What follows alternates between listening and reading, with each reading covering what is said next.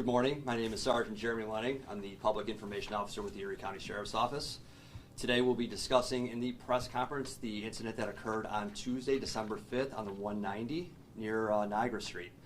Here to talk to you guys about the incident is Jim Damon for Buffalo Public Schools, Detective John Hanna, Erie County Sheriff's Office, Deputy Kyle Hoffman, Erie County Sheriff's Office, and Detective David Zamorik, Erie County Sheriff's Office. At this time, I'm going to bring Jim up to the podium here, and feel free to answer questions. We'll open the floor up. Excuse me. I guess the first question is, can you just walk us through what happened? Sure.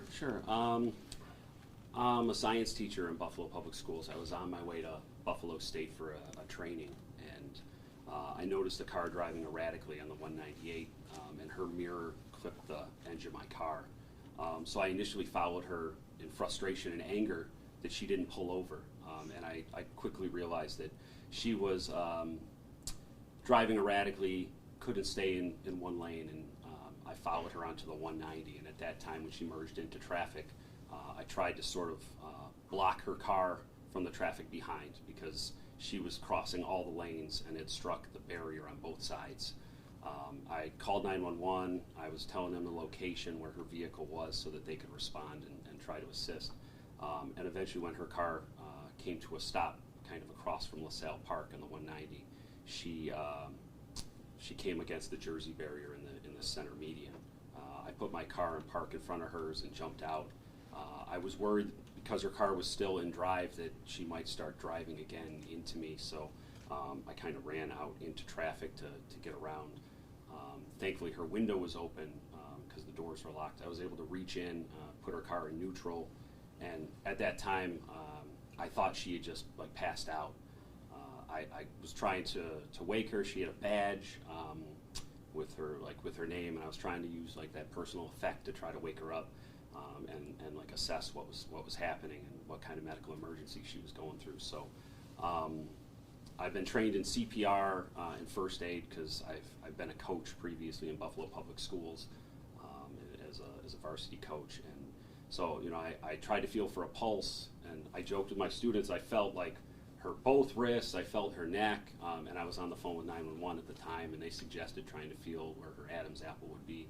And when I couldn't find a pulse in any of those locations, I knew that the only way to properly do CPR was to get her on a flat surface. So I tried to remove her from the vehicle. I pulled her out from the vehicle, and then I started CPR on her. I probably did it the old school certified way because I did do rescue breaths, and I know, just for the general public to know, hands-only CPR is a really integral thing that's really easy for anyone to learn, and I just wish that more people were certified in that because it could be a loved one for any of us, and I think that's super important for people to know. What was it like to go through that range of emotion?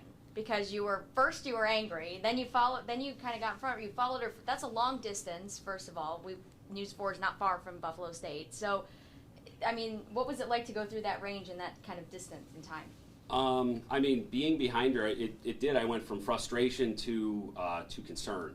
And by the time that her vehicle had come to a stop, I wasn't worried about my car. I wasn't worried about damage that she could cause. I knew that she was having some kind of medical emergency and she needed help. And when that happens, my feelings really go out to the first responders because they deal with that adrenaline rush, that fight or flight response, that pivotal moment where you have to make a decision on what to do and how to handle yourself without anyone else there to guide you, without a video to tell you, what the next steps are, and to be forced to do that by yourself with just traffic continuing to drive by, and not have the people in their cars know that this woman was really in need of help. To assess that situation, it was definitely a range of emotions, and I was very emotional afterwards. And I understand now how first responders feel. They do this every day, and to be able to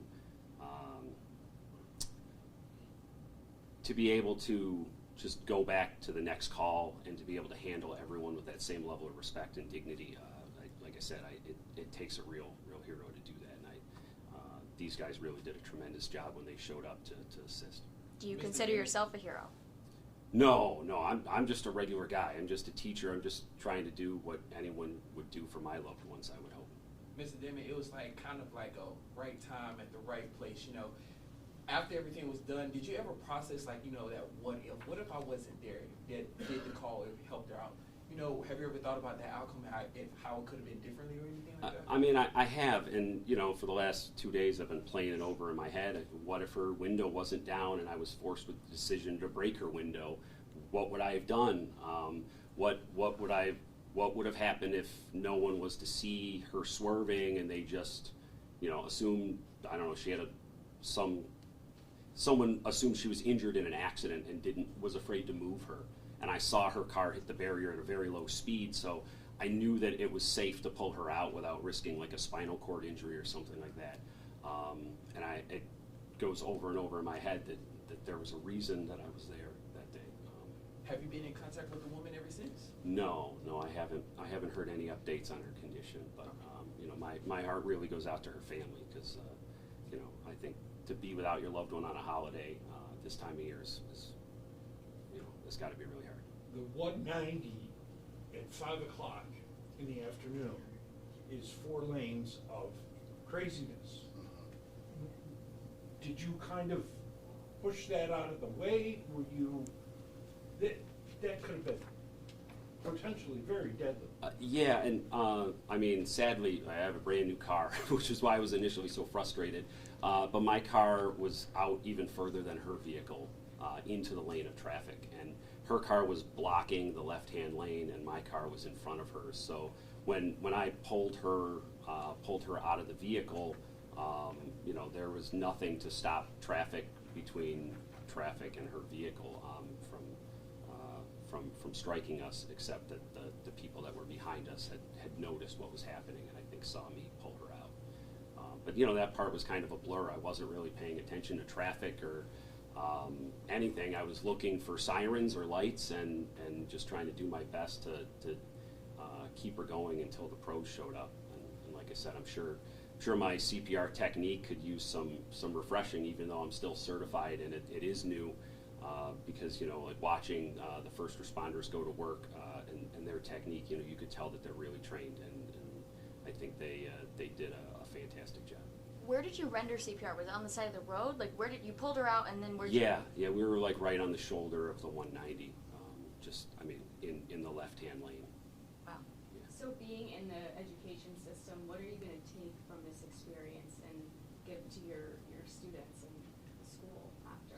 I mean, I have a real open communication in my classroom, so, you know, yesterday I took 10 minutes to talk to each class about what had happened. Honestly, it helped me decompress and helped me process what was happening. But to be able to talk to them and just to say, hey, you know, when you guys learn that hands-only CPR, like, it matters. When you learn how to take your own pulse, that actually matters. That can, you know, that's something you never think you're going to use, but at some point in your life, you may just find yourself in a situation where you can really help someone's loved one. Jim, it sounds like you're a high school science teacher in BPS, but which BPS school do you work? I teach at Emerson School of Hospitality, which is right on Chippewa. Okay, you're a science teacher there? Yeah, I teach Earth and Space Science. Okay, and you coached previously, still coach? I'm not coaching this season because I do the New York State Master Teacher Program, which is like a whole lot of professional development outside of school hours. But I've coached varsity basketball and varsity soccer in previous years. And that CPR training is required of a coach, I'm assuming? It is part of the coaching certification process, and we have to keep it current to be a coach. And have you kept it current to Yeah. do that? Yeah, it's still current. I would have to renew it this summer, so it's something that I'll be eager to do. I think I'd be eager to do Narcan training as well, just because I think that's a super important thing that everyone in the public, if you can help out, like, why wouldn't you? I'm sorry, Mr. Damon. You kind of already talked about a little bit before, but can you further explain a little bit more? Like, how did that woman look, you know, once she finally got to her and pulled her out of her vehicle and everything like that? So, you know, she had been sitting up while she was driving and navigating the vehicle, which is why I didn't initially assume that that her heart had stopped, because she had been driving. And the the impact of the accident was not such that I would have thought that she would have been injured. And so when I got around to the vehicle, I noticed that she was slumped over. And when she was slumped over, that's when I reached in through her open window, and I put my hand on her shoulder, and I tried to wake her, and I realized that she wasn't responding at all. And that's when, like I said, I read her name tag. I tried to use her name to hope that if she was still aware enough that she could hear that and maybe pull her out. How important is it, this situation to remind people when they're on the road, we know there's no shortage of angry drivers, road rage incidents, to have some compassion and have some patience. You don't know what the other person is going through. As you said, at first you were angry, but then you realized there was seriously something very serious happening. Yeah, certainly. I think that every one of us has been an angry driver in traffic, not knowing why traffic was stopped. Even after an accident is cleared and traffic is backed up, everyone's frustrated. You know, they drive by and honk at the tow truck or something like that because they just want to release that frustration. And I just think it's so important to remember that, you know, everyone has their own story, and, you know, people are going through things every day that we don't know, that we can't see on the surface. And clearly this woman was going through something that she really needed help and compassion. And I think that if any of those motorists passing by, you know, besides the officers that stopped off duty to help out, that I don't think they had any idea what was happening. And if they did, I think that, you know, we're all good humans. We want to help each other. I think they would have stopped. Now, since the incidents happened, you know, has Emerson done any type of like special recognition or anything like that for you or anything, or no? My boss announced her retirement yesterday, so I certainly didn't want to rain on her parade, so I let her know afterwards that I was asked to come to this press conference to talk. And I only did so reluctantly because I don't want the spotlight. Like I said, the first responders do this every day. I was just a regular guy who just happened to be there. But, you know, I think the important part and the reason that I wanted to come was because if people knew CPR, right, it could save your loved one. And I think that's the most important thing for people at home to know, is that if, you know, students, adults, employers, you know, do it as a team building activity. Doing CPR training, I think, is just a fantastic way to be able to give back to your own community. Detective Hannah, can I ask you a couple questions here? Absolutely. I'll just have you switch if possible. So you were second on scene. I guess, what was it like when you got there? What were you seeing and experiencing? This is, I mean, obviously you weren't called there. You were just driving by. Is that right? Correct. So what was it like? Like a lot of the other drivers on the 198 at 5 o'clock, it was pretty chaotic. And because of the incident that was going on up ahead, traffic was backed up pretty significantly. All the lanes were filled. By the time I was able to get up to the accident, I could see James up at the window with the driver, unsure really of what was going on. So my first reaction was to get over in a safe manner. Unfortunately, I was only able to pull in front of their cars because it comes up on you pretty quick. And then I went back to him. As soon as I arrived back, I realized that we were facing some form of a medical emergency. And then I think that's when your training kicks in. And, I mean, is it fair to say that by him rendering CPR, it saved her life? Absolutely. Every second counts, right? So any kind of I have the benefit of doing a lot of training and a lot of instructing, and one of the things I try to share with people is just do the next right thing. It's something that can guide you in a positive direction. If you put one right thing to another right thing, to another right thing, eventually you're going to lead to some form of success. And that's what he was doing. To be able to get her out of the car, realize that, hey, CPR is only effective if we're on a firm surface, to get any kind of compressions going, to establish air getting back into her body, to get the blood pumping through her body. That's what we're trying to achieve. Whether you're doing it 100% the right way or not, that's happening the moment that he does that. And if he wouldn't have been out and engaging in that, I don't think we'd have the same outcome. How long have you been in the sheriff's department? I'm starting my 16th year. In your 16 years, have you seen something like this before? This seems a bit rare to happen. I think we hear stories, we've heard a lot of stories recently about individuals. There was an incident at the Bills game last year where individuals were the first, civilian individuals were the first ones to render care, and then followed up by law enforcement coming and providing that additional care. I have,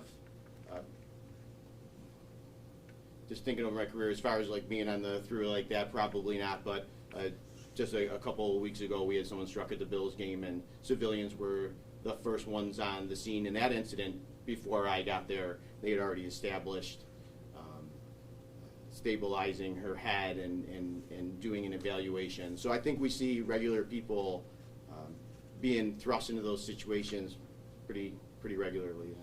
Question. Absolutely. Detective Hannah, would an incident like this happening, drugs were involved, someone was overdosing, does that like raise any type of concern, or do you see anything that's like alarming about like an issue with drugs within Buffalo or anything like that, or like around the area or anything or no? Well, anybody that pays attention to the news or lives certainly in Western New York knows that we're in the midst of an epidemic, right, involving opiates. And James has talked about Narcan, the importance of carrying Narcan. We hear our public officials, we hear the sheriff talk about that on a regular basis, about the importance of that. And the reality is maybe 5-10 years ago that wouldn't even be a consideration at an accident scene. It wouldn't have came to your mind, but I think it's the reality of where we are now. Part of our initial medical intervention is we're opening airways, we're checking for trauma, we're stopping bleeding, and we're getting Narcan administered. Was this woman a 20-year-old, a 60-year-old, without revealing too much? Can you kind of narrow down her age range? She was younger. I would say that she was in late 20s, 30s.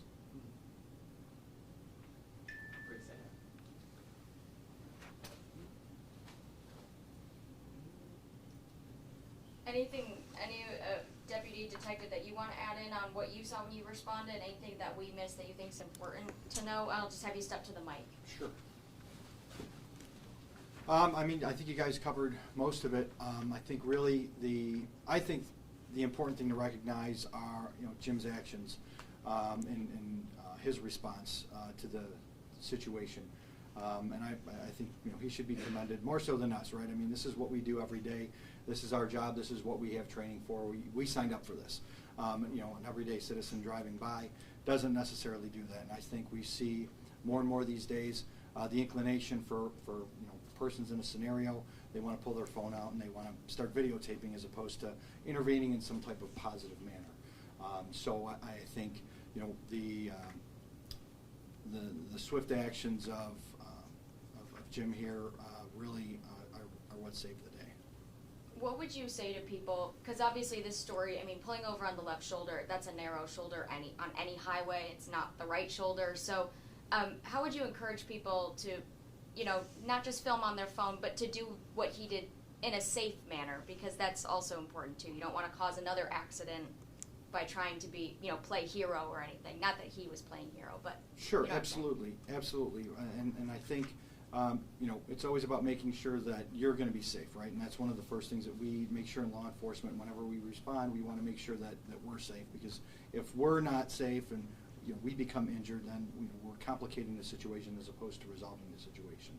So yeah, obviously that's something that we would encourage people, if they did decide to intervene, is to make sure that they're doing so in a safe manner, and obviously calling 911 and making sure that first responders are responding as well. Approximately how long did everything play out? From my perspective, I was myself tied up in traffic.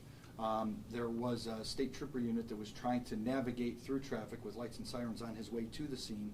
I was in traffic in my unmarked car. I threw on my lights and sirens to kind of help him move traffic and get through. We were not far from the scene, as he was coming through. I followed up behind him just to kind of see what he might need assistance, and that's when we kind of come across when I come across the scenario, and observe, what was going on, and, did my part to help out. Okay. James, how long did this play out? I started following her shortly after 4:30, and probably by the time the ambulance drove away, it was like 4:55 or so. So, she was driving very slowly down the highway, so it took maybe 6 or 7 minutes that I was on the phone with 911 almost the entire time. But I had to call them back to say that, when I recognized that she was having much more than just like a health crisis, that she was in fact not conscious and not breathing. Where on the 198 did you first encounter the vehicle? Right by the tennis courts or the Statue of David. Okay. You said she hit the wall multiple times. You know how many times she might hit the wall in median or anything like that? On the 190, as I was calling 911, I might have witnessed her 6 or 7 times. And and on both sides. So you're on the 198 and then the 190? Yes. Okay. So, which is why my initial response was not to check for a pulse when she pulled over. I was thinking, because she was coherent enough to navigate from the 198 to the 190, but wasn't coherent enough to keep the right away or keep the road in the right lane. I think something just to highlight that everybody has spoken on a little bit is the importance of the team effort here. It really did take an entire team.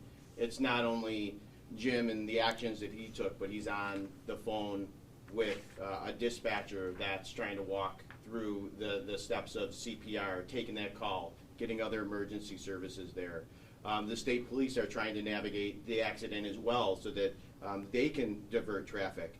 The other citizens that are on the 190 that are trying to slow down and move over and allowing each other to merge into lanes.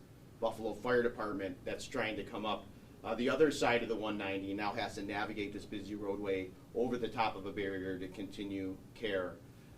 For Deputy Hoffman and for Detective Zamorik, for them to come up and apply additional medical intervention with establishing the airway. The trooper is the one that he was able to bring the Narcan with him up from his car, because we are all now up in the scenes and we have the busy traffic. The ambulance crews that have to get there. There's really so many different things in a situation like that have to work together properly in order to just like love on one person on the side of the road. And I think that's important. To drive up to that scene, being able to look back on that, and you have this man by himself with hundreds of cars going by, with a car crashed into the side of the wall, dragging and pulling and struggling to get a woman out of the car who had just struck his car. I mean, it's something that should really, I think, really encourage people that there's things that we can do. Just do something. And what he did was awesome. Do you guys have like body cam footage you guys can share, anything like that to show like real time or anything, or no? We were all in plain clothes at the time, so we Okay. didn't have body cam. Not to sound like someone in the younger generation like my students, but while I was on 911 following her, I was videoing her vehicle. So I have multiple minutes of footage of her vehicle up to the crash. I'm safe to say I think we'll all want that. Yes. I haven't posted it or done anything with it out of respect for her, but I would. We'll blur her plate. Yeah, I know we yeah. would. Yeah, certainly. Thank you, everybody. Everybody good?